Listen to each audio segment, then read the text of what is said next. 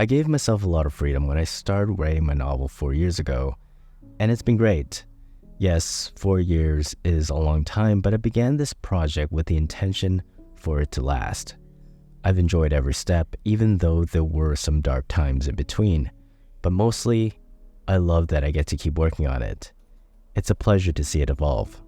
The project is a trilogy, totaling over 300,000 words.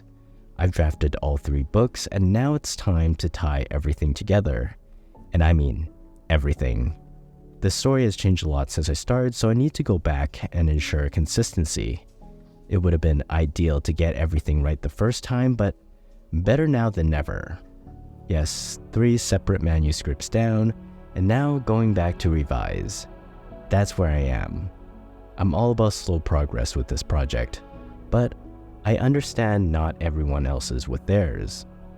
It's crazy to recommend that other people take on something so big with complete abandonment like I did, but I really started working on this giant project without a blueprint and kinda just made my way as I went. I'm still alive, and I'm confident that it'll end up being something I'm proud of, and I have the patience and stamina to get there. But if you are starting your journey, or you had done what I did, know this: it's never too late to pause and do some planning. Today I'm going to share with you what I did when I started working on this project and talk about what I should have done. All of this will be framed around what is known as the 5 Ps of planning a novel. If you're interested in learning more about the 5 Ps and how to fully complete a novel, check out this course by Reedsy. The folks at Reedsy had been friendly enough to reach out to me and allowed me to get a preview of this course, and it definitely sparked a lot of ideas for me. Please use the affiliate link in the description if you want to learn more. Thank you so much. The 5 Ps are key elements of your novel that you should consider before starting. You can dive in without any planning, as I did, or you can do the bare minimum to organize your thoughts. In my opinion, that means simply making some notes on the 5 Ps. Now, you're probably asking, what are the 5 Ps? Don't worry, I'll get to that. Let's start with the first one, the pitch. What I did. I didn't really think of the pitch when I started this novel process. I built my story around an event, not the character or setting, but an event, a moment of intensity, the inciting incident. It all starts with a character losing a competition and then biting his competitor. From there, the world falls apart around him. What does that mean? I did not know until I started writing. I think this is exactly the reason why I swayed and had my story go in a broad direction. That's why it grew in the telling, out of control. I did not have a pitch. I didn't even want to think about the pitch. The thought of marketing my story in any way would have probably turned me off from writing it. But I was thinking of the pitch the wrong way. What I could have done. Yes, while the pitch is ultimately how I will be communicating the story to Netflix or people I'm stuck on the elevator with, it's more than that.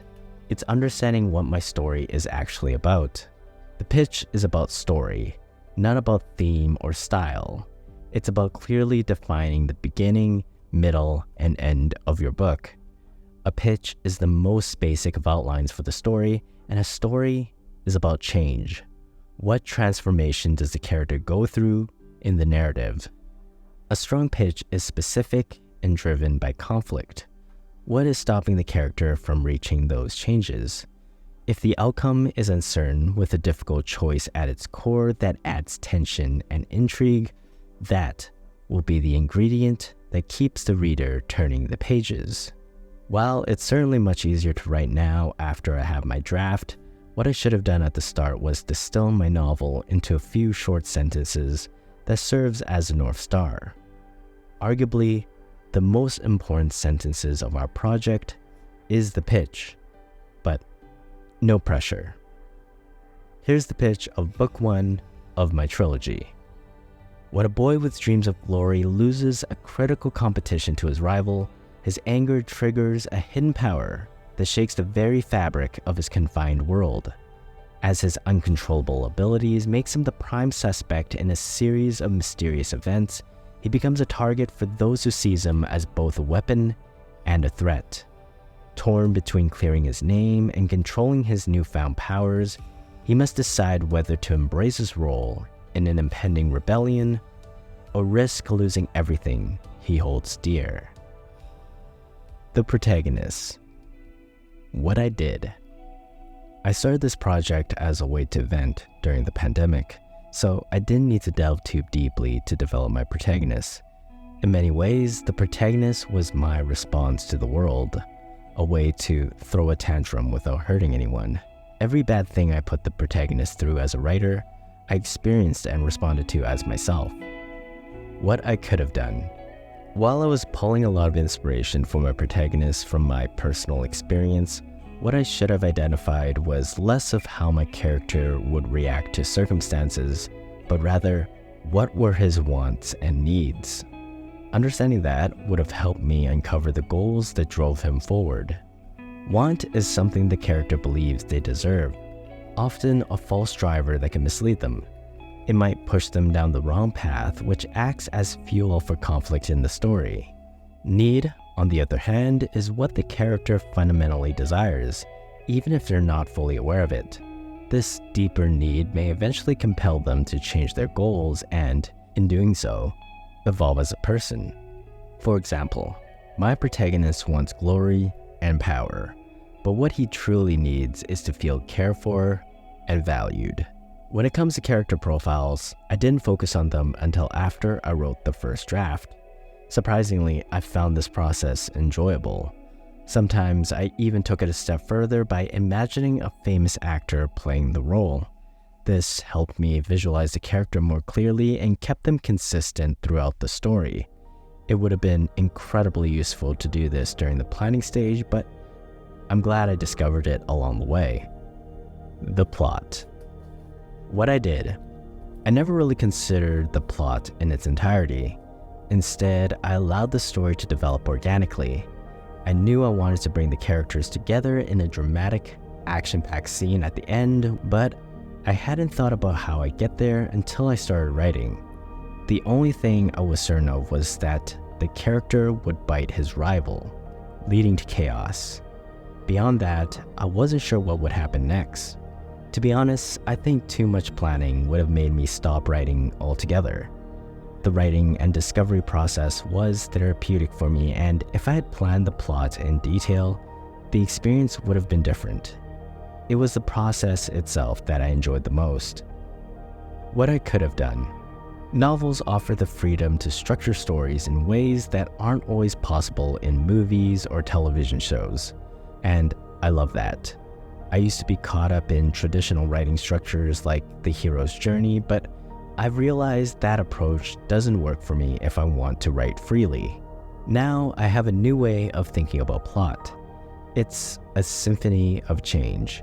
Change is the protagonist's journey, and by the end of the novel, the protagonist should be a different person.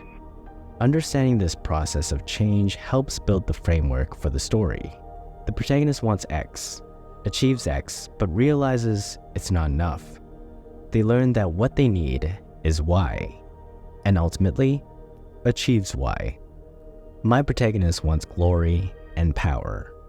He achieves that, but realizes glory and power are not in his control. He learns that what he needs is friends, families, and allies. He ultimately finds people who care enough to save him from a dire situation. Point of views. What I did. I chose to write in the first person past tense. Although I sometimes consider this choice, I'm firm in my decision not to change it. Writing in the first person was essential for me, especially during uncertain times. It allowed me to actively express myself. Was first person the right choice for storytelling? I honestly believe so. Without it, the story might have expanded into something entirely different. The first person perspective imposed some limitations, keeping the narrative firmly within the character's point of view. I felt most comfortable writing in the past tense. I knew that if I tried writing in the present tense, I would trip myself up. The project is just so big, and I needed to make it as easy as possible for myself. That's all I considered when I picked POV and tense. What's the easiest? What I could have done. Like I said, I didn't spend much time considering the point of view initially, but I now realize I should have weighed the pros and cons of each POV and tense more thoroughly. When deciding, it's important to consider the balance between immediacy and depth. For me, depth is the most critical factor. I value a deeper, more immersive exploration of the character's inner world over the immediate impact of the narrative. But all of that is based on my personal opinion. What I should have done was test it out a bit. One useful exercise would be to write a few paragraphs from different viewpoints to see how each one affects the story. Does the chosen POV feel like the right fit? Answering that will bring so much clarity. Of course, it's something I can still experiment with, and it could serve as an interesting short story exercise, but it would have been nice to get that confirmation at the start, because at this point, I'm not going back to change the POV and tense. Not going to happen. Although, I still wonder, what if? What if I did write in third person? That temptation of changing it still lingers because I never got that assurance. The place. What I did. My story grew in the telling, and so did the setting. Partway through drafting, I embarked on a world-building journey which continues as I write and edit subsequent drafts today. It's such a great experience seeing all of it come to life and get clearer and clearer. Although my novel writing process began during the pandemic, it is not a pandemic story. I wanted to create a setting that was more challenging for the main character than the world of 2020. Therefore, I chose a dystopian, post-apocalyptic, post-war future as the backdrop. What did that mean to me? I'm still trying to figure that out. What I could have done. I took some inspiration from the real world, but my world was fully fictional. And that left a lot of holes to be filled in and made things hard, especially while writing in first person. I will use metaphors but then go, wait, does my character know that? To address this, I could have taken steps to better understand what my character knew or didn't know by really getting some clarity of the setting. For example, I should have asked, what global events occurred prior to the story? What is the state of technology? What is the culture of the people? How close is he to a body of water? What is the weather like? I also should have experimented with taking a real-world setting and making it fictional. Although I considered this approach, I didn't delve deeply into the research and details, so I abandoned it. Moving forward, I need to decide if my world is set on a fictional version of Earth or another planet altogether. Either way, I should have started by gathering some inspirational pictures of real places and blending it with some fictional motifs on mood boards. Additionally, taking notes and involving some other senses such as smell. For example, at one point I decided that the atmosphere in my setting is polluted and breathing is hard. How does that affect everyone who lives there? There you have it. Those are the 5 P's you should consider before starting your big project. If you found these tips helpful, I got them from the How to Write a Novel course by Reedsy. If you're interested in learning more, check out the link in the description. Even though I'm not a planner by nature, I found this planning exercise to be very helpful at my current stage, even though I've already completed the first drafts. For me, the real work happens during the editing stage, and now I feel better equipped to tackle it. It might seem like the long way around, and perhaps if I had done this planning before starting, I wouldn't be in this situation. But as you embark on your own journey or take time to regroup, you'll find that there is no perfect method. What works is unique to you. So, I don't dwell on missing any steps because, unlike assembling IKEA furniture, writing a novel isn't so straightforward. Take what works, leave what doesn't, and be flexible enough to move steps around. Planning is valuable, but it doesn't have to be confined to the beginning. Gaining insight at any stage is useful. That's why it's beneficial to check in and get advice from courses now and then, as they offer strategies and approaches to regroup after major milestones or writing sessions. So, do check out this one from Reedsy. Thank you for watching. My name is Elliot. I make videos about the endurance sport known as writing. If you're interested in more videos just like this one, check out this playlist right here. And don't forget to subscribe.